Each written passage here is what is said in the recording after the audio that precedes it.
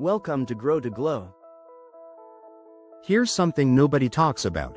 You can get 8 hours of sleep, drink your green smoothies, take your vitamins, and still wake up feeling like you've been hit by a truck. Not physically tired, emotionally drained. Like someone has been siphoning your soul while you weren't looking. You know that feeling where even simple decisions feel impossible? Where your friend asks if you want to grab coffee and you feel exhausted just thinking about having a conversation. Where you love your family, but the thought of one more person needing something from you makes you want to hide in your car. This isn't laziness. This isn't depression. This is emotional exhaustion, and it's epidemic right now. The usual advice, take a bubble bath, practice gratitude, get more sleep, completely misses the point. It's like putting a band-aid on a broken bone. In the next few minutes, I'll show you exactly why your emotional energy keeps getting depleted faster than you can restore it, and I'll give you 5 unconventional strategies that actually address the root causes instead of just the symptoms. Reply with, "Let's glow." If you've ever felt emotionally drained even when your life looks fine on paper and you can't figure out why you feel so empty. Let me tell you about Maya. From the outside, her life looks pretty good. She has a decent job, a loving partner, good friends. She exercises regularly, eats well, gets adequate sleep. But lately, she feels like she's running on empty. She wakes up already tired. Simple conversations feel like work. She finds herself snapping at people she cares about over small things. At the end of the day, even though nothing particularly dramatic happened, she feels completely depleted. Maya starts Googling, "Why am I so tired all the time?" and finds the usual suspects. Get more sleep, reduce caffeine, exercise more, practice mindfulness. She tries them all. And while they help a little, that deep exhaustion remains. If this sounds like you, you're not alone. Because here's what nobody tells you about emotional exhaustion. It's not about what you're doing. It's about how you're processing what you're doing. We think of energy as something physical, calories in, calories out. But emotional energy works completely differently. You can spend an entire day doing nothing and feel more drained than someone who ran a marathon. Why? Because emotional energy isn't depleted by activity. It's depleted by resistance, by internal conflict, by carrying emotional loads that aren't actually yours to carry. Think about it. Have you ever noticed how energized you feel when you're doing something you love, even if it's physically demanding? Or how exhausted you feel after a 10-minute conversation with someone who drains you? Your emotional energy isn't just about what's happening to you. It's about what's happening inside you while it's happening to you. This is Grow to Glow, where we explore the deeper psychology of mental wellness, emotional intelligence, and building the inner resources to thrive instead of just survive.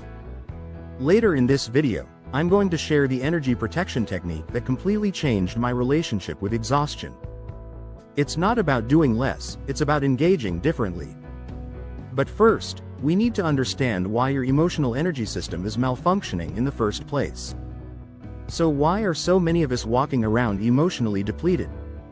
It comes down to something psychologists call emotional labor, but it's much more complex than most people realize. Dr. Arlie Hochschild first identified emotional labor as the work of managing feelings, both yours and others, to create a desired emotional outcome. But here's what her research revealed. Most of us are doing way more emotional labor than we realize, and we're doing it unconsciously. Every time you smile when you don't feel like smiling, suppress irritation to keep the peace, worry about how someone else is feeling, or try to manage another person's emotions, you're spending emotional energy. And unlike physical energy, emotional energy doesn't replenish automatically with rest. Think of emotional energy like your phone battery. Physical activities are like using apps, they drain battery, but predictably. But emotional labor is like having dozens of apps running in the background that you can't see. Your battery dies fast, and you have no idea why. Dr. Susan David's research at Harvard Medical School shows that emotional exhaustion often comes from what she calls emotional rigidity, when we fight against our natural emotional responses instead of learning to work with them. Here's a powerful analogy. Imagine you're trying to swim upstream in a river. You can do it for a while with enough effort, but eventually, you'll be exhausted. Most of us are swimming upstream emotionally all day long, fighting our natural responses, suppressing authentic feelings, and trying to be who we think we should be instead of who we are. But there's another layer that's even more insidious. Dr. Brené Brown's research on boundaries reveals that many of us are what she calls emotional sponges. We unconsciously absorb other people's emotions, take responsibility for other people's feelings, and carry emotional burdens that were never ours to carry. When you walk into a room and immediately pick up on everyone's mood, when you feel responsible for cheering up your friend who's having a bad day, when you can't relax until everyone around you is happy, you're leaking emotional energy constantly. The kicker? Your brain doesn't distinguish between your emotions and absorbed emotions. It treats them all as real threats that need to be managed, which keeps your nervous system in a constant state of low-level activation.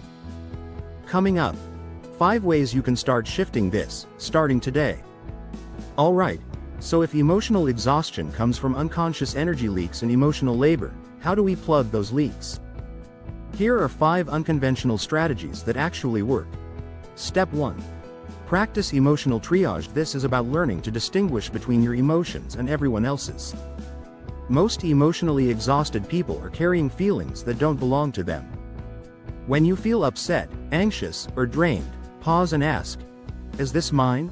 If you were fine 5 minutes ago and now you feel terrible after talking to someone or scrolling social media, that emotion might not be yours. You might try this. Imagine you have an emotional filter, like a water filter. Throughout the day, when you notice difficult emotions, ask yourself, is this passing through me, or does it belong to me? If it's passing through, acknowledge it and let it go. This isn't about becoming emotionally disconnected. It's about taking responsibility for your emotions and not taking responsibility for everyone else's. Step 2. Energy audit your conversations. This one is huge. Pay attention to how you feel before, during, and after conversations with different people. Some people leave you feeling energized and lighter. Others leave you feeling drained and heavy. The draining conversations usually have one thing in common. You're doing more emotional work than the other person. You're listening more than you're heard, giving more than you're receiving, or managing their emotions while neglecting your own. You might try this. For 1 week, rate your energy level on a scale of 1 to 10 before and after each significant conversation. Look for patterns. Who consistently drains you? What types of conversations exhaust you? Then start setting boundaries. This might mean limiting time with energy drains, changing how you engage, or simply being more aware when you're in these dynamics. Step 3. Stop emotional buffering. Emotional buffering is when you try to soften reality for other people by managing their potential emotional reactions. You don't tell your partner you're frustrated because you don't want them to feel bad. You don't set boundaries because you don't want to disappoint anyone. This is exhausting because you're essentially doing double emotional labor, managing your own feelings and pre-managing everyone else's. You might try this. Practice what Dr. Brené Brown calls, clear is kind. Instead of cushioning everything, communicate directly and trust that other people can handle their own emotional responses to reality. Instead of, I hate to ask, but would it maybe be possible if you could perhaps help with dishes? Try, I need help with dishes. Can you handle them tonight? Step 4. Create emotional recovery rituals. Physical rest doesn't restore emotional energy. You need specific practices that help you process and release accumulated emotional tension. This isn't about bubble baths and face masks. It's about activities that help you discharge emotional energy the way exercise discharges physical energy. You might try this. Find activities that help you externalize internal tension.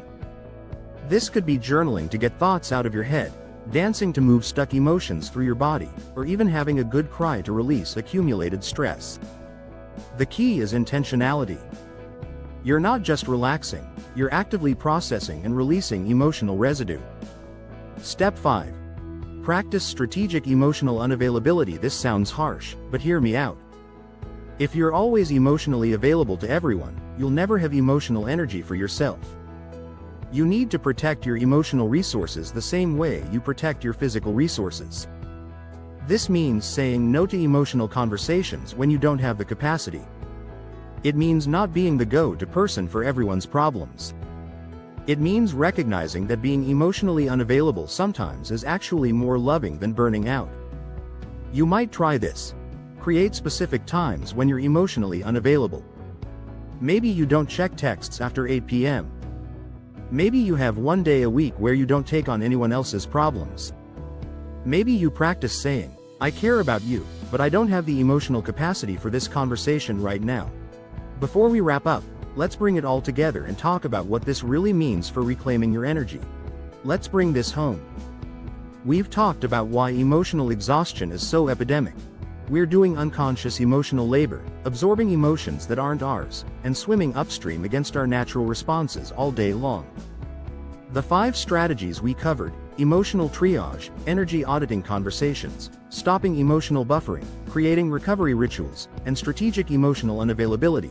They work because they address the actual causes of energy depletion, not just the symptoms. When you practice emotional triage, you stop carrying everyone else's feelings. When you audit your conversations, you become conscious of energy drains and gains.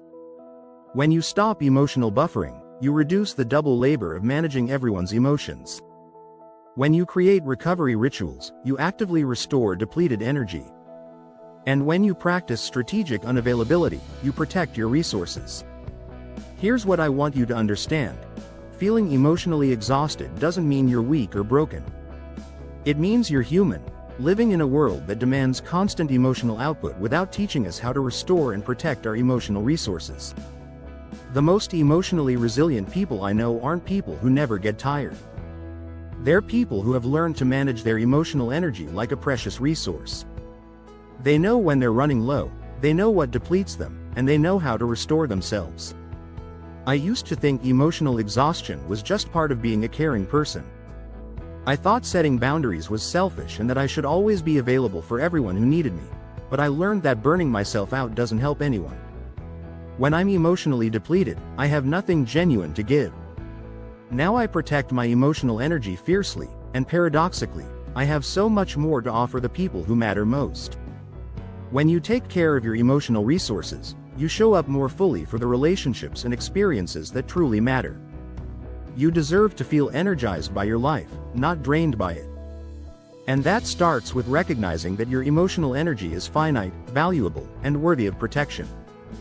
So here's my question for you. Which of these 5 strategies feels most relevant to your life right now?